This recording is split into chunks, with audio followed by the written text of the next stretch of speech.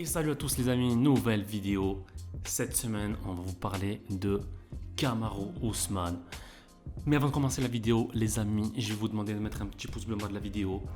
Commentez, partagez, parlez-en à vos amis. On est bientôt aux 10 000 abonnés. On s'est fixé pour Noël de les atteindre. Mais ça les amis, ça va dépendre de vous. Donc vraiment, abonnez-vous les amis.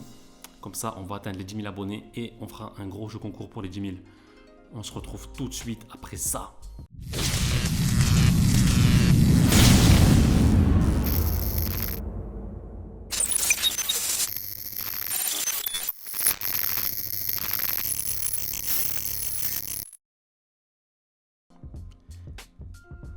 Kamaru, dit Kamaru Usman, est né le 11 mai 1987 à Ochi, au Nigeria. Son père, militaire, et sa mère enseignante, décident de partir vivre en Amérique lorsqu'il était âgé de 8 ans. En classe de seconde, il commence la lutte au Bowie High School au Texas, ce qui est une révélation pour lui. Ayant du mal à prononcer le nom de Kamaru, son coach le surnomma Marty, un nom qui lui collera à la peau très longtemps.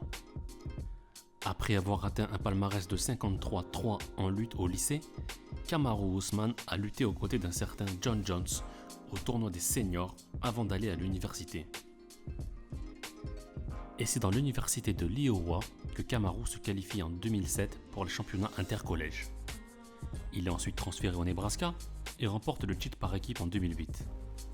Au cours des 3 années dans cette université, il reçoit les honneurs de la Fédération de lutte intercollège et a été finaliste des USA à 2 reprises. Il deviendra champion en 2010.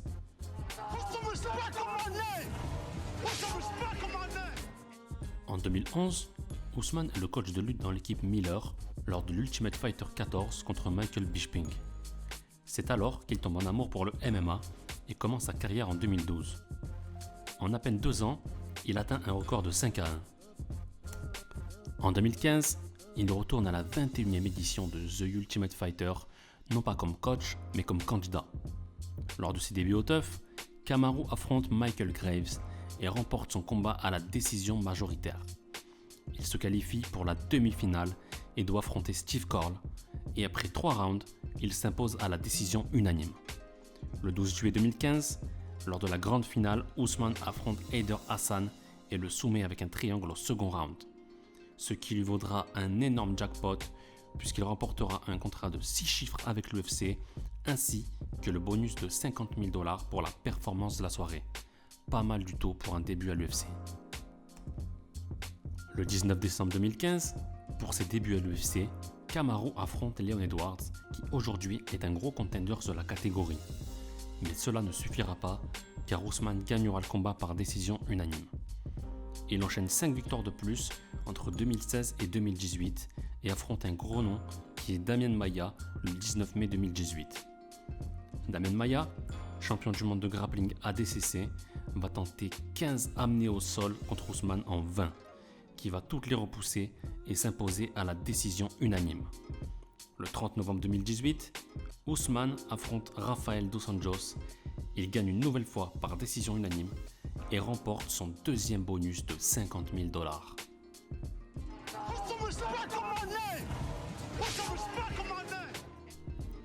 Après une séquence de 9 victoires consécutives à l'UFC, Usman obtient son title shot contre Tyron Woodley, le champion en titre, le 2 mars 2019 à l'UFC 235. Après une réelle domination de sa part, Kamaru finira par s'imposer par décision unanime. Quelques mois plus tard, soit le 14 décembre à l'UFC 245, il affronte son plus grand rival, son alter ego, qui n'est d'autre que Colby Covington, un combattant avec une lutte tout aussi énorme que celle d'Usman. Après une énorme guerre de la part des deux, Kamaru finit par s'imposer par TKO à la toute fin du 5e round et conserve son titre de champion des 77 kg.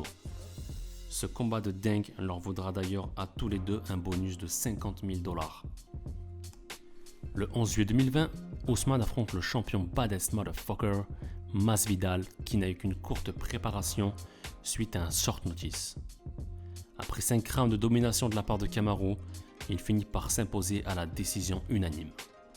Cette fight card aura généré 1,3 million de pay-per-view vendus, un énorme gain pour Dana White. Le 13 février 2021, Il affronte son partenaire d'entraînement et ami Gilbert Burns. Mais le business, c'est le business. Et Kamaru s'impose par TKO au 3e round. Ce soir-là, il enchaîne les records et surpasse un certain Georges St-Pierre en enchaînant 13 victoires consécutives dans la catégorie des welterweight. Pour sa 5e défense, il affronte une nouvelle fois Georges Masvidal qui avait comme excuse de s'être battu malgré une courte préparation lors de leur premier affrontement. Chose qui ne plaira pas du tout à Ousmane qui va littéralement l'assommer avec une frappe dévastatrice. Ce KO lui vaudra un bonus de 50 000 $.